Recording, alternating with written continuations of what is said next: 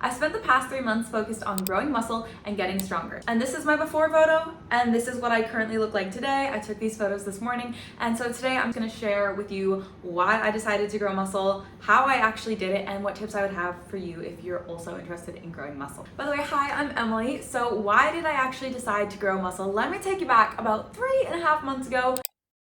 I had just finished traveling a month in Europe. I had done absolutely no resistance, no weights training, barely any calisthenics, basically hadn't done any strength training. I was very active. I did a lot of walking. I did some hikes, more cardio than I can say I've done in a while. Towards the end of the trip, I just started to have a craving to get back into feeling stronger because I hadn't been training, so naturally I felt a bit weaker. And I just really wanted to feel strong again. I wanted to improve my pull-ups, grow the booty, because I was like, hey, if I'm gonna spend a few months trying to grow muscle and get stronger, let's grow the glutes. Let's do it. I'd also just moved into my new apartment, so I finally had like a stable routine where I could consistently go to the gym, whereas while I was traveling, I had no consistent routine.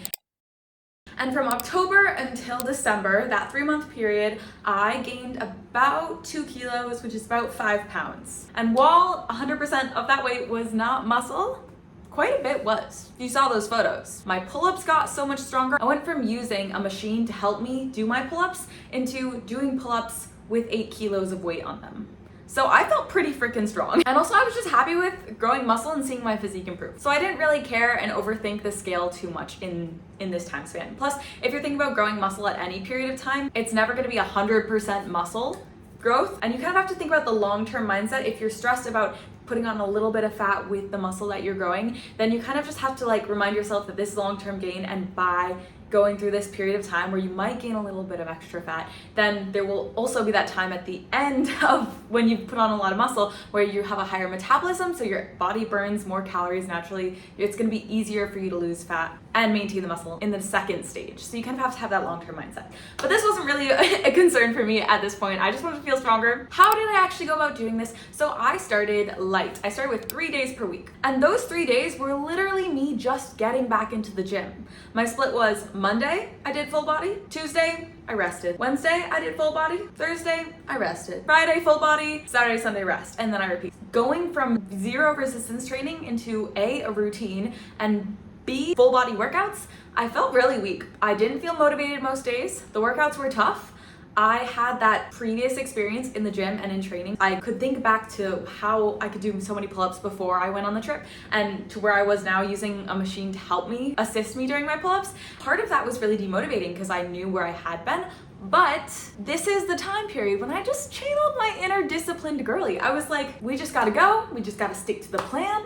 We just gotta go to the workouts. So I used a lot of discipline. Out of the past 3 months, the first 3 weeks is when I used the most discipline. Around week 4 is when I really started to feel more motivated. I wasn't sore for quite as long, and I just felt like I could really bump it up a notch. And so that's when I went to 4 workouts per week. And at this point, I did workout, rest, workout, rest, workout, rest. And so when I added in that extra workout day, Monday was a full body strength session. Tuesday was a rest day. Wednesday was a lower body day with a glute focus. Thursday was upper body day, calisthenics focus, and a little bit of core. And then Friday was a rest day. Saturday was another full body session. And Sunday we rest. And then we repeat. And that's the split that I had. And since my goals were focused on muscle building, I knew that for me, myself, I was really interested for legs, for glute growth, in building my core so I could feel very functional and strong throughout full ranges of movement. That would help me in my calisthenics skills. And then for upper body, I was like, we're working on the pull-up. We're getting those calisthenics and bodyweight skills. On Monday, my full body strength day, my main focuses were compound movements. I did a ton of full body compound movements, and usually this looks like my pull-up, my heavy pull-up days, dips, Australian rows, and then all of my lower body movements that were compounds were squats, hip thrust, RDLs, and those types of things. And this was when I trained my calisthenics skills, so like pull up, tuck lever. Those strength exercises I sprinkled in the beginning, and the rest of the workout was really working within 8 to 14 reps in order to stimulate that muscle growth. Wednesday was lower body day with the glute focus. So of course I prioritized RDLs, hip thrust, squats, lunges, and all of the other exercises that are amazing for the glutes. Thursday was upper body day with a calisthenics focus. So for here, I was working on pull-ups, push-ups, dips, Australian rows, bench press, tuck lever. And once I had done all those compound exercises, I did some isolation exercises because your girl's not gonna do 8 compound exercises in one workout. That's a little cray-cray. So after doing about 2 to 4 compound exercises, I went into a few isolation exercises, specifically the biceps, because when I started, I was like, I want my biceps to be popping. So my favorite bicep superset that I did was barbell curls versus dumbbell curls. 8 reps of each, back to back, do 4 sets, and your biceps will thank you. And Saturday was a full body day with an emphasis on core. And if you were counting in there, that means I did 4 total training days for about 4 hours a week. Just 4 hours. That's not a lot. You don't need to work out like 8 hours a week to see results. 4 will get you far. And during this time, if you're familiar with my previous training, I did take a break from handstand training. On average, I did like 1 to 2 handstand sessions every 2 weeks. So I really wasn't doing many handstands. It just wasn't a priority for me at this time and point, so I was just taking a break from them. I did add a few core exercises into each workout, and so this was mostly calisthenics or bodyweight training exercises, thinking your hanging knee raises, plank variations, and also unilateral weighted exercises, thinking about unilateral walking lunges, farmer's carry, etc. Keeping in mind that a lot of the compound exercises that I had in my workouts also trained core through core bracing. As for workout breakdown, I usually started with about 2 to 4 compound exercises. Compound exercises being exercises that target a bunch of different muscles. So you think about your Australian rows, your squats, your pull-ups. All of these are not just targeting one muscle like isolation exercises are, they're targeting a bunch. So I started with 2 to 4 compound exercises, and then I added in isolation and core variation movements towards the end of the workout. And if I was short for time any days, which sometimes your girl's in a rush, places to be, people to see, I would throw in some good old supersets, and I would do antagonist supersets, which means I did opposite muscles. So for example, pull-ups back to back with dips and no rest in between, then rest, and then repeat the superset. And that allowed me to train opposing muscles in a shorter time period, just because sometimes we don't have the time. I would say on average, I trained each muscle group about 15 to 25 total sets per week. Although I feel that it's more of an art than a science in a sense. And this wasn't too hard because using compound exercises at the beginning of my workouts allowed me to hit multiple muscle groups at the same time. Now let's chat about my nutrition during this time period. So I ate in a caloric surplus, which means I ate more calories than my body needed in order to maintain its weight. And I aim to eat between 110 to 140 grams of protein on a daily basis. Now, I would say that the most important part of all this is eating enough protein. I tracked protein in the beginning. I'm not a tracking girl. If you know me, I'm not a big macro tracker. I don't track calories. I don't track macros. I've done it in the past. Going into this, I really needed a refresher on how much protein I was eating. So in the beginning, I did track protein for about 2 weeks, and that allowed me to get an idea of how much protein I was eating on a daily basis. And although tracking is not essential, it is a really useful tool if you have never tracked your protein because it gives you a better idea of how much protein you're actually eating on a daily basis. Same thing with calories. I don't see tracking as a long-term situation. I do see that it's really, really useful for people in the beginning stages or for someone who hasn't tracked food for a while. It can give you a refresher of how many calories, how much protein, how many carbs you're eating on a daily basis to give you an idea. It's a short-term thing that allows you to figure out how much you're eating versus how much you think you're eating. It's really just a tool that can help you out in your fitness journey, and it's not for everyone. And not eating enough protein is something I have done multiple times in my fitness journey when I was trying to gain muscle. Specifically, the first year I started working out in the gym,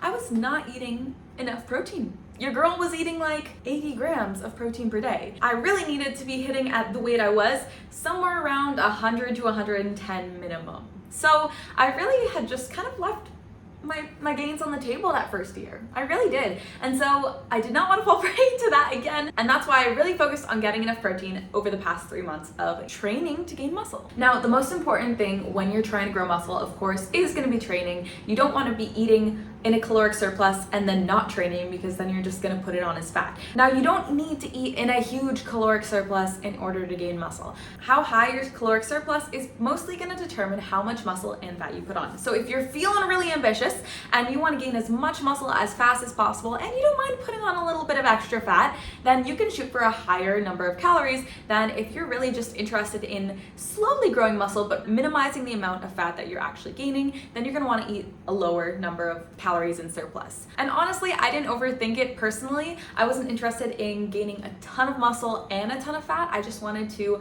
get back into the gym, feel better in my routine, and grow some muscle. So I went in a slight caloric surplus personally. And for me, this looked like adding in one extra snack a day. Easy peasy lemon squeezy, I got that. I can add in another protein oatmeal bowl at the end of the day or in the morning, have an extra snack. That wasn't so much of an issue for me personally, but I do know that a lot of people struggle to eat enough calories in that caloric surplus. So a few tips that I have: add in a snack like I did. Try and make your meals more spaced out. So maybe eating your first meal slightly earlier and a late night meal right before bed. You can also keep the volume of your meals the same, just add in slightly more calorically dense foods such as oils, nuts, seeds, those types of things. Healthy omega-3s, throw them in your meal. And protein-wise, you don't have to overthink the timing of it all. As long as you're not waking up fasted, training, and then fasting for a while before having your first meal, just making sure you get in protein around your workout, within 15 minutes after your workout if you didn't eat before, or eating some protein before your workout. People overthink it. It's not that deep. You don't have to be smashing a protein shake like 5 minutes after your workout. It's okay. And you also don't have to be force feeding yourself if you feel ill when you're working out on an empty stomach. As long as you're getting protein around your training time, like within 15 to 20 minutes before or after, you're gonna be okay. You're gonna be okay, sis. The last thing about nutrition that really helped me was making sure that I ate some carbohydrates, some carbs before my workout. I realized that if I trained fasted, I wasn't able to train as intensely as if I just had a small carbohydrate snack. You know, think some rice cakes, some oatmeal, a banana. Just a little bit of carbs before my workout allowed me to train much more intensely because my body had glucose readily available in order to go hard. So now some general tips if you are looking to gain muscle yourself. So one thing I do want to note is I focused on growing muscle for about 3 months. This is not necessarily optimal. I have a background in calisthenics and weight training. I've been doing both those for years, so I already had a muscle base built up on my body. I didn't build all of this from absolutely nothing. I had some muscle ready. So if you're a complete beginner and are just starting out and you're looking to really build some muscle, what I would recommend and what I did when I started trying to build muscle is I spent like at least a year to 2 years just focusing on growing muscle, building up my strength. I focused on that for a long time. If I was a beginner starting out, I would recommend that you train for at least bare minimum 6 months of focus on muscle growth, because the more muscle you grow, the easier it is going to be long term if you're interested in losing fat to show off that muscle. So just really focus on building that muscle base before you decide to do any cuts or anything like that. Also, how you track progress. I personally would really recommend tracking progress with progress pictures and not the scale, because while the scale is useful in showing you how much weight you've put on,